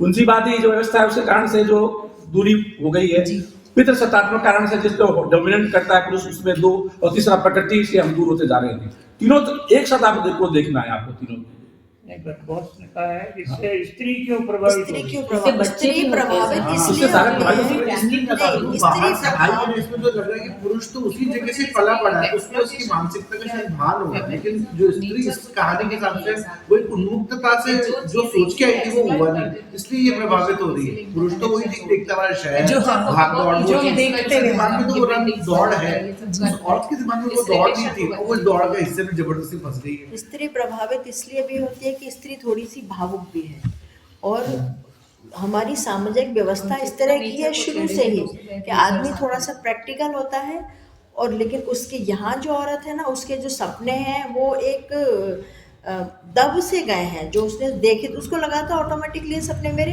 पूरे होते ही जाएंगे, लेकिन वो पूरे हुए नहीं, तो उसकी वो ग्रंथि के रूप में, मानसिक विकार के रूप में उसके बाहर निकल रहे हैं। और आप जो कह रहे हो ना कि स्त्री क्यों प्रभावित होती है, सारी चीज़ों में स्त्री ही प्रभावित होती है, बचपन से लेके वापस ब्लैक स्वान ही हो रहा है। नहीं नहीं हो रहा है, ब्लैक स्वान वाला हाल हो रहा है इसका भी। हर चीज का इफेक्ट ही स्त्री पर ही आता है, चाहे वो बच्चे सर- सफर करें तो भी स्त्री पे हाँ, ही आएगा। हर चीज का ही आता है, स्त्री पर ही आता है। पहले चेंज को वो मान लेती है कि चलो ये चेंज जो हमारी लाइफ में आया ये कुछ पॉजिटिव और होगा। ये जो आप कह रहे हो ना कि बातें नहीं करे, बातें किए बगैर भी एक घर में 2 जने रहते हैं तो एक दूसरे पर ध्यान तो जाता ही है ना। बातें करके बताना ही तो जरूरी नहीं है कि भाई मेरे ये दर्द हो रहा है, वो दिखता है ना, 2 जने रह रहे बिजी हैं तो। शेड्यूल और वो उसने सारी दिखाया, चीजें उसने देखो, दिखाया। बात करने का टाइम नहीं है, ये कोई कारण नहीं है कि बात करने का टाइम नहीं, है, आपस इसलिए में उसको बात नहीं करना करना। चाहिए। अगर ऐसी कुछ सिचुएशन है तो मुझे लगता है बात करने से चीजें शॉर्ट आउट होती है। नहीं, दिखती भी तो है ना कि वो अनमनस्क है, बीमार है, बात नहीं करती है, तो ध्यान तो हाँ, जाता उसने ही है। ध्यान नहीं दिया ना, उसको बेचारे को दिखाना पड़ा कि मेरे पर क्या हो रहा है। उसको तो पता ही नहीं चला कि कुछ इस तरह की चीजें उसके हो रही हैं। और मेजर होने के बाद भी उसने ध्यान नहीं हाँ, दिया कि मैं जानती पहले में उसके वो साथ हाँ, हूँ। नहीं, पहले एक में बात उसने हाँ और भी है, नहीं जो कि कहा आप था। मैं मतलब कि जो स्त्री घर में रहती है और जो स्त्री बाहर नौकरी भी करती है, एक अंतर जरूर आता है जो स्त्रियों ने मुझे बताया है। ये देखिए, पुरुष तो बाहर नौकरी करके एक्सपोज, मतलब कि उनके मिलना जुलना ये सब हो जाता है, और जो स्त्री केवल घर में बैठी रहती है उनका इतना होता ही नहीं है। मतलब तो बताइए, कहते आप तो बाहर जाकर के अपना मतलब कि मन बना के हो गया, लेकिन हम तो घर में वही दीवारों पर देखते बैठे। ये जनरली स्त्रियों की शिकायत रहती है। हाँ, और ये सही है। नीरस था सर, वही डेली रूटीन हाँ। आपको नीरस कर देता है, और फिर ये जो दबी हुई इच्छाएं वो हावी होने लगती है। जनरलाइज नहीं कर सकते इसको। हाँ, generalize नहीं कर सकते, Generalize लेकिन नहीं कर ऐसा है। सकते, पर ऐसा होता है। वो जो चीज इजीली एक्सप्लॉइट हो सकती है ना, इसीलिए वो टॉपिक लिया कि अपन एंशियंट टाइम से भी उठाए तो एक्सप्लॉइट स्त्रियों तो का है ही है, इस exploitation, कहानी में हाँ। है ही, एक्सप्लॉइट तो है ही है। Exploitation, निजाम, होती भी सत्ता, स्ट्रॉन्ग भी होती वो है। सब तो है ही है। वुमेन स्ट्रॉन्ग भी होती है, ऐसा नहीं है हर कोई exploit ही होती है। स्ट्रॉन्ग हर कोई नहीं, लेकिन जब अपन जो देखते हैं, चाहे कुछ भी समाज शास्त्र उठाए, इतिहास उठाए, इजीली जो चीज एक्सप्लॉइट हो सकती है ना, उसी को लेके इसीलिए बहुत तो बच्चे इजीली भी एक्सप्लॉइट हो सकते हैं, इसलिए बच्चे भी एक्सप्लॉइट ठीक है। वुमेन्स का यही चल रहा है शुरू से, पितृ सत्तात्मक था। अगर हम इतिहास में भी देखें तो बहुत कम डायनेस्टीज ऐसी होगी जो मात्र सत्तात्मक से जानी जाती और है। आदमी को नहीं, लेकिन जस्टिफाई यही तो भी कर देते हैं psychology कि में- अब दिन भर काम करके आया, शाम को तुम्हारी ये सुनता रहे क्या, ये सुनता क्या रहे। वेजिटेरियन उसको में ये फेवर भी हो किया जाता है है। कि किस तरह से चाइल्ड एब्यूज हुआ है। वही नहीं, उसमें वही जो आई थी वेजिटेरियन में शाह आई थी, डॉक्टर कि शाह, उसका जीजा होता है वो उसको एब्यूज करता है। उसमें उन्होंने यही कहा था कि बॉयज भी एक्सप्लॉइट होते हैं। और ये जरूर है कि होते हैं। कहानी के आखिरी में आप देखें कि वो सिंबॉलिक है कि जैसे वो पानी डालता है वगैरह तो हरे भरे बढ़ते हैं, तो ये है कि केयर करने पर फर्क पड़ता है। Definitely। केयर करने पर फर्क पड़ता है, यहाँ केयर में ऐसी कमी है। उसको लव दे रहा है तो केयर की कमी थी, हाँ, उसका व्यवहार उसमें ठीक change हुआ तो हुआ। वो भी खिलने लगी। हाँ, और वो खेलने लगी तो उसको भी अच्छा लगने लगा। हाँ। उसने भी बोला इतनी खूबसूरत तो मुझे पहले वो कभी पहली दिखी बार ही नहीं नहीं, देखा। तो पहली बार मुझे वो इतनी इग्नोर खूबसूरत करके या वो करके आप जीवन को, पुरुष का जीवन भी सुखी नहीं रह सकता, वो भी नहीं। ये भी बताया गया है, वो नहीं रह सकता है। मतलब तो ऐसी बात नहीं है कि केवल स्त्रियों की बात कही गई है, पुरुष की बात भी इनडायरेक्ट वे में है कि उनको भी केयर करके ही आपको सुख मिल सकता है, अब अवॉइड करके सुख नहीं नहीं मिल मिल सकता। सकता वो नेचर का जो डिपेंडेंसी है ना एक दूसरे पे, वो दिखा ही है। हाँ, और वैवाहिक जीवन को भी अकेले किस कुछ- तरीके से अच्छा जैसे किया अकेला जा एक सकता पौधा है। भी नहीं खिलता है, नहीं। वो भी खत्म हो जाता है, उसको भी ग्रुप चाहिए अपना। बहुत नेचुरल ये मतलब शॉर्ट में जैसे जिस परिप्रेक्ष्य से वो आई थी ना, जैसे इन्वायरमेंट से, उसको वो वाला इन्वायरमेंट यहाँ नहीं मिला, तो वो उसकी कंप्लेंट उसको नहीं करती है, अंदर ही अंदर वो सोचती है कि जैसा मैंने सोचा था वैसा यहाँ सब कुछ नहीं निकला है। और जो उसने नौकरी छोड़ी ना, तो कुछ दिखाया नहीं, ऐसे बताया नहीं गया। हो सकता है उनकी बातों में ऐसी कुछ बात हुई हो, उसको समझ आया हो कि चाहता हूँ कि मैं नौकरी नहीं करूँ, तो उस हिसाब से उसने नौकरी छोड़ दी। अब क्या होता है, वो अपने उस काम में इतना ज़्यादा बिजी, और जैसे पुरुष हमारे भी हिंदुस्तान में आप देखिए ना, शादी के बाद पहले ज़माने में कहाँ वो इतना वाइफ की इतनी केयर करते थे, कोई केयर ध्यान ही नहीं जाता था उनका कि उनको कोई परेशानी आई हो, तो कहते हैं बस आ गई है, ठीक है, सब कुछ है हमारे पास, क्या है, उसको कोई परेशानी नहीं है। यही सोच उस बंदे ने रखी, और वो सोचती थी कि अपने आप केयर करें, वो केयर करी नहीं, और वो अंदर ही अंदर उसको जो साइकोलॉजिकल प्रॉब्लम्स हो गई।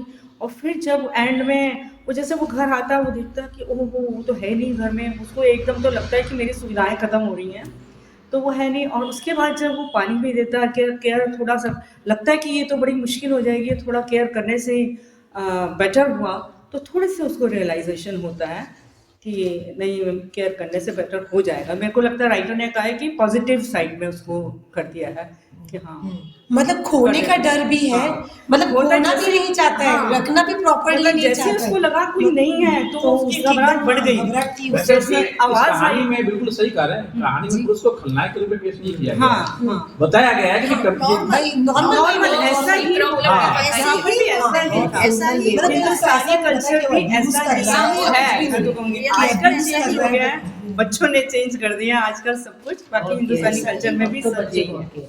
हाँ, नहीं केयर की जाती थी स्त्री की, उतना फीलिंग्स का ध्यान भी नहीं रखा जाता था, बस ये नॉर्मल अभी अपने आप वो एडजस्ट करती रहती, ऑटो एडजस्ट किया है। जैसे एक चीज़ होती है कि उसके मनपसंद का खाना, वो पुरुष के मनपसंद का खाना बनाने लग जाती है, हाँ, ना कि अपनी पसंद भी भूल अपनी जाती पसंद है, भूल जाते हैं, भूल जाते हैं बिल्कुल कि बिल्कुल, ये बिल्कुल पुरुष और फिर ट्रू बाद में है, ये बच्चे। खाली True बातें बात नहीं है। है, ये ट्रू है कि अपना तो भूल ही जाते हैं। बच्चे की क्या पसंद है, बच्चे बड़े या बुजुर्ग husband की होते क्या हैं घर पसंद में, है। उनकी क्या जरूरत है, हस्बैंड की क्या जरूरत है, उस हिसाब वो से अपनी उनका अपनी पसंद ही भूल जाती है। लापता लेडीज में वो कहती है ना, जब तारीफ करती है आदमी के दिल तक जा रहा है तो पेट के रास्ते जा रहा है, वो भी तो कहता है। साइकोलॉजिकली डाल तो वो कहती है क्या लेडीज की भी चॉइस का खाना बनता है।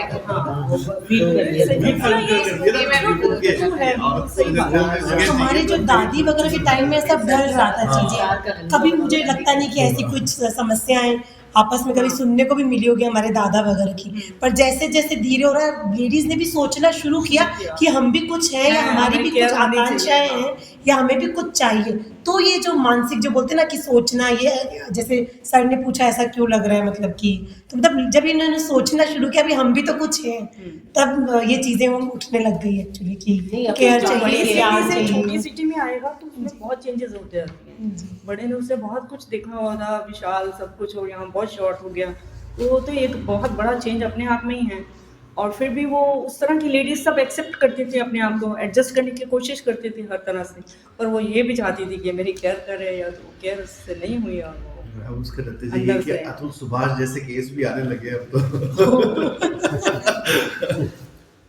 अरे सर, ये इसको हंसी मजाक में भी नहीं उड़ा देना चाहिए सर। हंसी मजाक नहीं, ये बड़े मानसिक विकृतियां जो अब आने वाली समाज में, आज से 10 साल 12 साल बाद में वो बड़ा खतरनाक स्थिति आने वाली है समाज के अंदर, बहुत खतरनाक स्थिति आने वाली है। कल परसों कोई रिपोर्ट में लिखा 2030 तक महिलाएं ना बच्चा चाहेगी ना साथी चाहेगी, ये स्थिति आ जाएगी। ये मुंबई वगैरह में तो स्टार्ट हो भी चुका है, 35-40 दे आर हैप्पीली लिविंग कि नहीं करना। महिला को ज्यादा, तो अब ये भी डिबेटेबल चीज है कि ज्यादा भी नहीं, अब उन्होंने अपना ध्यान रखना शुरू कर दिया है कि हमें भी हमारी खुशियाँ इंडिपेंडेंट एक्चुअली 1950 तक पॉपुलेशन जो है बहुत है फाइनेंशियली इंडिपेंडेंट होगी, जिनको क्या मैं इंडिविजुअली मेरी 4-5 लोगों को जानती हूँ जो 35-36 की नहीं, कोई ऐसा मिलेगा जो मेंटली अगर अंडरस्टैंडिंग होगी तो हम शादी करेंगे, नहीं तो नहीं करेंगे, क्योंकि उसके बाद की जो इतनी सारी प्रॉब्लम्स है वो उसके लिए रेडी नहीं है। मैं बहुत बड़ा एग्जांपल बैठी हूँ, मेरी डॉटर नहीं कर रही है शादी अभी तक, तो उसको उसके मन मुताबिक मैच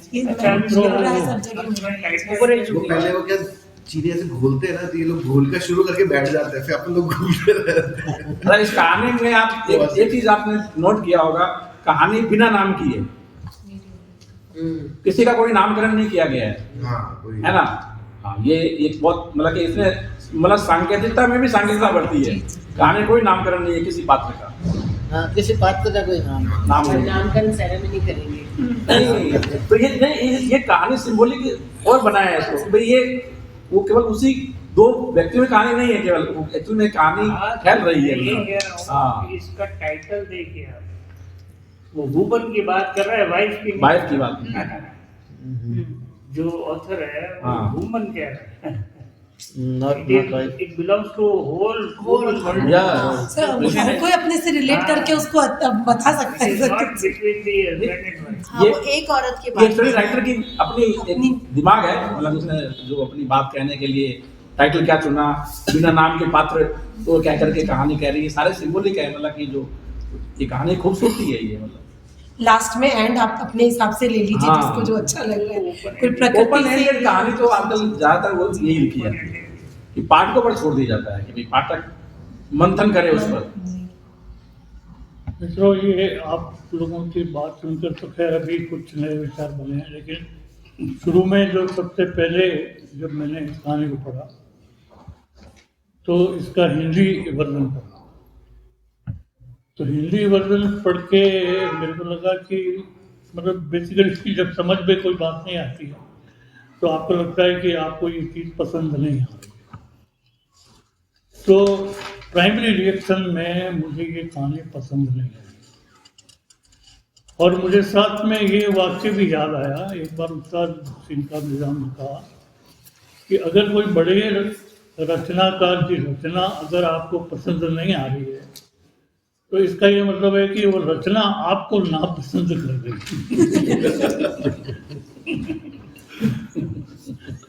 उसके काबिल नहीं। तो मेरे स्टार्टिंग अब में ये हमने हांगकांग ये जो है बड़ी तो हो ही गई क्योंकि ये ग्लोबल वॉर्मिंग, तो इसको मैं ये नहीं कह सकता जब पढ़ी थी कि तो बिल्कुल समझ नहीं आई थी। आप ये क्या है, मतलब क्या लिखा है। मैंने ये समझा कि ये रचना नापसंद कर रही है, तो ये रचना मुझे पसंद करने लगे, इसके लिए मैंने फिर इसका दोबारा पढ़ा, इसको अंग्रेजी में पढ़ा, तो मुझे कुछ विचार समझ में,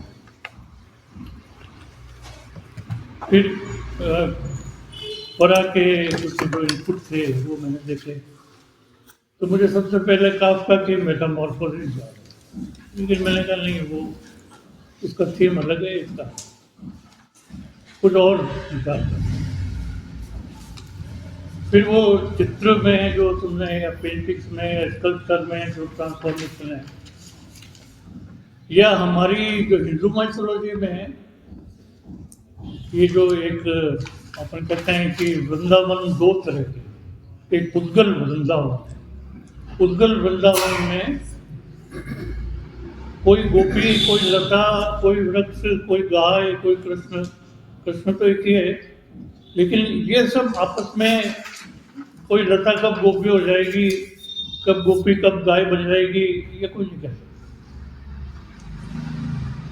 तो मैंने कहा ये उस तरह का ट्रांसफॉर्मेशन है क्या, तो मैंने कहा नहीं, वो भी नहीं है, क्योंकि वो ट्रांसफॉर्मेशन का सोर्स है वो आनंद और परमानंद, और इस कहानी का जो वातावरण है वो अवसाद का, मेलंकली का,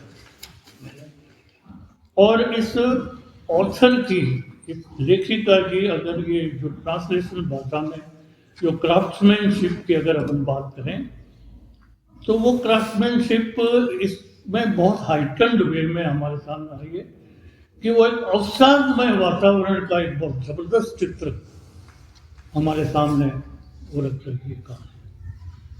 मतलब पढ़ते हुए आदमी को डर लगता है कि यार ये क्या क्या किस तरह की बीमारी है, ये क्या हो रहा है, what is happening and may it happen to my woman. बड़े इस प्रकार का डर लगता है। ये इसकी क्राफ्टमैनशिप है। लेकिन इस क्राफ्टमैनशिप के बाद भी जो इसका अगर मैसेज था, जो कि आप सब लोग एग्री कर रहे हो, इसमें पितृसत्तात्मकता का मैसेज है, इसके अंदर वो नारीवाद का मैसेज है।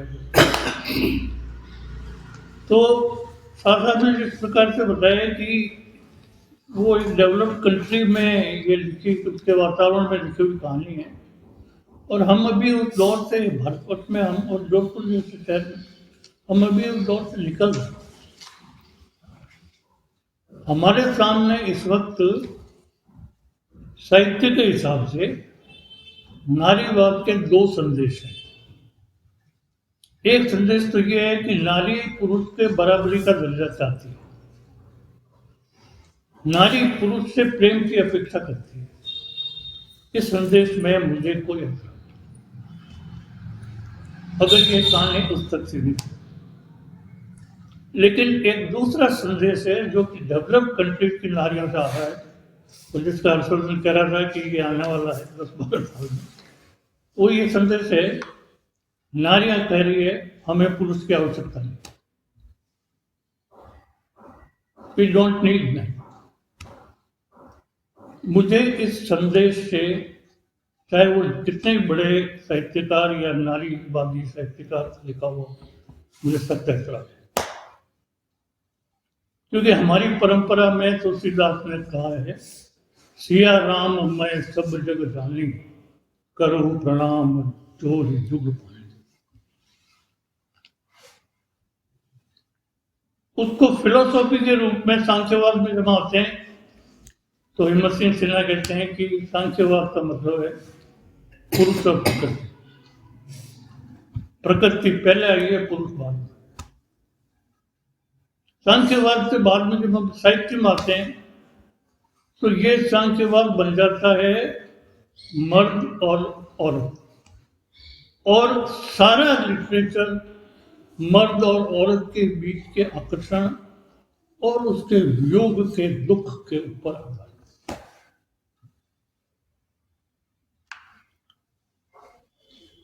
इस कहानी में जो ट्रांसफॉर्मेशन है वो मुझे लगता है कि उस महानगरी सभ्यता में, सिरका निजाम का एक 2 लाइन का शेर है जो पूरी, जो आपकी अभी जो अपने चर्चा की है, अब कौन न लिखे नाम दरख्तों के तनों पर, स्कूल बुलाते हैं उसे और मुझे दफ्तर।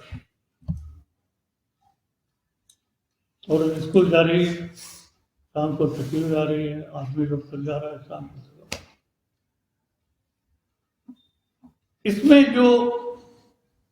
इसमें कल जो अरुण से मेरी बात हुई, मैंने ये समझा कि कोरिया में एक विशेष स्थिति है, तो या हो सकती है, वो मैं आई एम नॉट श्योर, वो हो सकती है कि वहां का पुरुष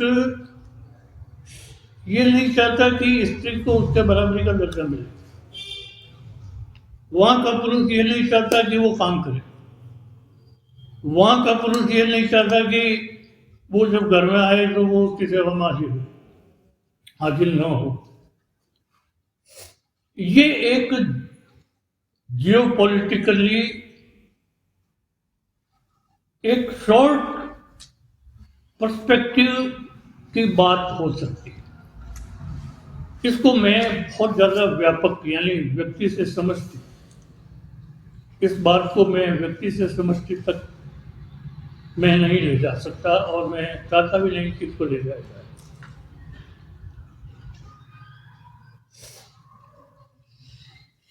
ये ट्रांसफॉर्मेशन है, पौधा जीवन का और चेतना का प्रतीक है। एज ए बॉटनिस्ट अब मैं बोल रहा हूँ, MS बॉटनी, PhD पौधा अपने भोजन के लिए आत्मनिर्भर, ऑटोनॉमस, और वो जिस रूप में खिलना चाहता है उसका बेसिक रंग हरा है। तो वो, और बुद्ध का नाम लिया लेकिन उसको बताया नहीं। बुद्ध का ये कथन है कि आप जैसा सोचते हो वैसे हो जाते हो, you become what you think. वो अपनी जीवंतता, चेतना को, उन्मुक्तता और बिल्डिंगों के ऊपर तक फैलाव करना चाह रही है। अब वो मॉर्फोलॉजिकल वैसे होगी, लेकिन उसकी पीड़ा क्या है कि पौधा बढ़ तो रहा है लेकिन वो उसकी जड़ें, यानी वो स्वतंत्र तो अभी भी नहीं। तो उन्मुक्तता की चाह में अगर आपको कहीं जकड़न मिल रही है तो साइकोलॉजी में एक स्टेज है जिसमें वो मालती बात कर रही थी आपकी सिस्टर, कि 2 स्टेज होती है जब आपको सिर्फ काउंसलिंग से ही निपटारा हो जाएगा, और एक स्थिति आएगी जब डॉक्टर के पास जाके दवा ले। मैं बैचलर ऑफ रेमेडी में डील करता हूँ, और बैचलर ऑफ रेमेडी में इमोशंस और फीलिंग्स एक ऐसी स्टेज है जिस पर आप काम करके और अपने इमोशंस को बैलेंस कर सकते हो और बीमारियों से छुटकारा पा सकते हो।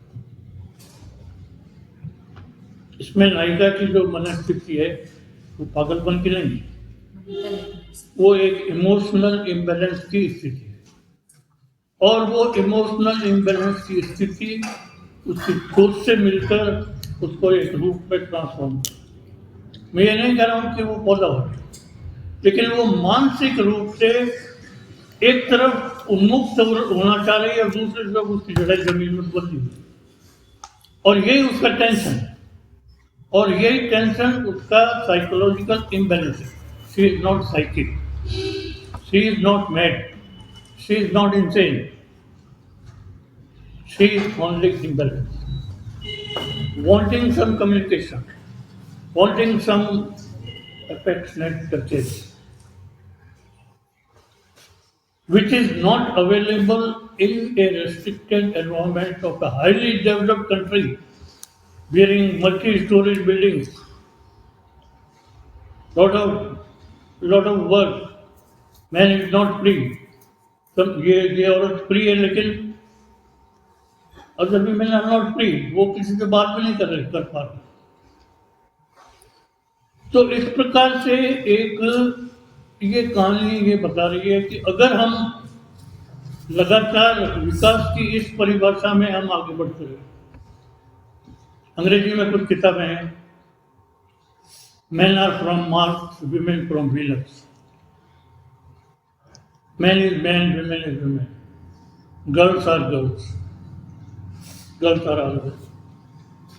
ये दोनों साइकोलॉजी, दोनों निर्माण ये सृष्टिकर्ता ने ऐसे नहीं कर दिए।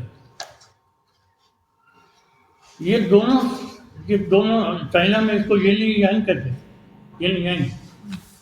येन और यांग के बिना ये अधूरा है, स्त्री और पुरुष के बिना अधूरा है। रामचरितमानस के पहले श्लोक में ही वाणी नामार्थ संगा नाम रसा नाम छंदसाम अपि मंगला नाम कर्तारो वंदे वाणी विनायक। पहले वाणी की वंदना होती है, फिर विनायक की वंदना। सिया राम मैं सब जग जान, पहले सीता को देखा जाता है फिर राम। तो ये सृष्टि कोई ऐसे नहीं बन गई, ये बिल्कुल सोच के बनाई हुई है, जिससे सृष्टि एको हम बहुत श्यामी, जिससे ईश्वर का निरंतर सृजन आगे बढ़ता है। इसलिए इस भावना से भी अगर कहीं भी डेविएशन हो, चाहे वो पुरुष में डेविएशन हो या वो स्त्री में, वो डेविएशन हमें कभी हेल्दी विकास की तरफ नहीं लेता। अगर हमें हेल्दी विकास की तरफ जाना, हमें इन दोनों मानसिकताओं को आगे बढ़ते देखना है। और जो दोनों मानसिकताओं की आवश्यकता है, वो पुरुष भी तो अकेला है, उसके बिना वो कह रहा है मैं बिल्कुल अकेला। पुरुष अकेला है, स्त्री के बिना मैं कह रहा हूँ व्यक्तिगत बात है, आप अगर पत्नी के बिना आप कहीं जाते हो तो आपको बरामदे में बिठा के पानी पिला के रवाना करना, ड्राइंग रूम तक आपको डूबी ले जाएंगे जब आपकी पत्नी आपके साथ। सही है। यज्ञ के लिए सोने की सीता बनानी पड़ी तो भी सोने की सीता बिठानी पड़ी। ऐसे नहीं हुआ यज्ञ। तो ये कहानी मेरे हिसाब से ये संदेश देती है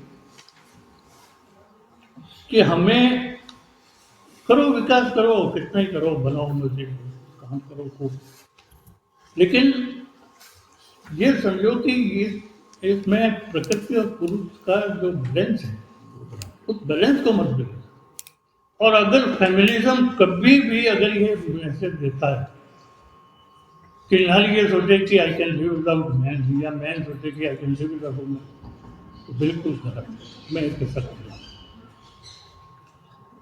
क्या है कि साहब सब कुछ होने के बाद भी पितृसत्तात्मक समाज का जो डोमिनेशन है बना हुआ है। और जब आप चुनिंदा उदाहरण लेते हैं तो चलिए आपके उसी एपिक में ही उदाहरण ले लेते हैं कि सीता के साथ जो कुछ घटित हुआ पितृसत्तात्मक समाज में ही घटित हो सकता था, मतलब कि उसमें कोई न्याय नहीं किया गया सीता के साथ में। पहली बात तो ये आप समझ लें कि मतलब कि आप उदाहरण तो तुरंत चुन लेते हैं कि सीता आपने बता दिया कि वो बैठा दिया, उससे क्या हुआ, मतलब कि आपने अपने मतलब कि वनवास झेला, पिता के वचन दिए हुए वो। और जब केवल रामचरितमानस की बात नहीं है, आप वाल्मीकि रामायण भी पढ़िए साथ में, उसमें बिल्कुल स्पष्ट राम स्पष्ट करते हैं कि ये लड़ाई मैंने तुम्हारे लिए नहीं की है। शायद आप लोगों से एक बार सुन के हैरान हो रहे होंगे, उसमें बकायदा कहा गया है कि ये लड़ाई ये जो मैंने युद्ध किया है तुम्हारे लिए नहीं किया है, तुम जहाँ जाना चाहते हो जा सकती हो। और बाद में जब साथ ले जाते हैं तो उसके बाद अग्नि परीक्षा के बाद भी उसको छोड़ दिया जाता है। तो अंत में क्या बताया सीता के अंतिम क्या किया गया है, वो पृथ्वी को आह्वान करते हैं कि मुझे, इसका मतलब क्या है, अंत में वो एक तरह से आप उसको ले सकते हैं तो सुसाइड ही है एक तरह से। उसने माफ नहीं किया। हाँ, माफ नंबर एक बात। दूसरी बात, जब हम ये पितृसत्तात्मक समाज की बात करते हैं तो ऐसा नहीं है कि कौन सा अच्छा है बेटर ये है, लेकिन हमारे यहाँ दूसरे उदाहरण भी इसको हम इग्नोर कर देते हैं। उर्वशी और पुरु की कहानी है, जब उर्वशी छोड़ के चली जाती है पुरु को, तो पुरु का क्या सटायर होता है कि नारी एक लकड़बग्गा की तरह होती है। ये ऋग्वेद में आया हुआ, आप पढ़िएगा। तो ऐसा नहीं है कि हम उस चुनिंदा उदाहरणों से ये सिद्ध करें कि हमारे यहाँ सब कुछ पितृसत्तात्मक समाज का अभी भी डोमिनेशन है, और जब तक डोमिनेशन है तब तक फेमिनिज्म भी रहेगा, उसका विरोध होगा। और हम भले कितना ही छोटे मोटे उदाहरण दे करके, निजी उदाहरण दे करके हम ये सिद्ध करना चाहें कि नहीं वो पूरकता है, लेकिन वास्तव में है नहीं समाज में। आप जो नारियां ने जो भी हमारे यहाँ के कहानीकार है उन्होंने लिखी है कहानियां, पढ़िए, उससे मालूम पड़ जाएगा कि वो क्या सोचती है। हम पुरुष के द्वारा जो कहानी पढ़ते हैं स्त्री को लेकर के, वो कहानी, और जो स्त्री ने खुद कहानी लिखी है, दोनों में आपको अंतर पाया जाएगा, दोनों में अंतर। आचार्य चतुर्सेन की एक किताब पढ़ी थी वयम रक्षाम, जो रावण के ऊपर लिखी, उसमें उन्होंने ये चीज लिखी कि जब अदिति, दिति, कद्रु और ये वनिता, ये जब कश्यप की पत्नियां आपस में जब हो गई थी तो मैट्रियार्की जो चरम पे पहुंच गई थी, मतलब औरतों का वर्चस्व भयंकर हो गया था। उसको तो मतलब यानी कि एक समय यह हुआ होगा हिंदुस्तान में कि मैट्रियार्की थी, हम जो पितृसत्तात्मक की बात कर रहे हैं, उसको स्थापित किया गया फिर सूर्य के पुत्र व्यवस्थित मनु को लेकर कि अब तुम पितृसत्तात्मक, तो यानी कि एक पीक हर चीज का खराब है।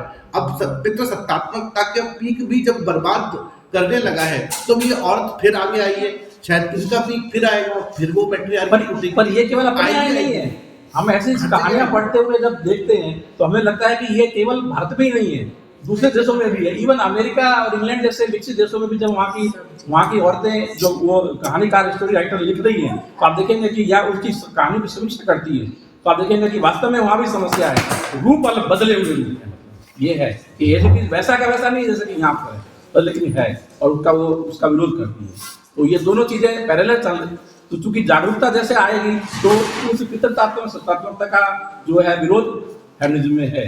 अब आप कहें फेमिनिज्म बुरा है, पहले पितृसत्तात्मक को खत्म कीजिए तो फेमिनिज्म अपने आप उस धरा पर आ जाएगा, ऐसा मेरा मानना है। बिल्कुल बैलेंस में नहीं, बैलेंस बहुत जरूरी है।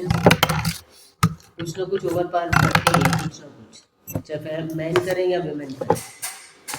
क्षमा कीजिएगा, मैंने आपकी बात काटा है नहीं, पर वो विचार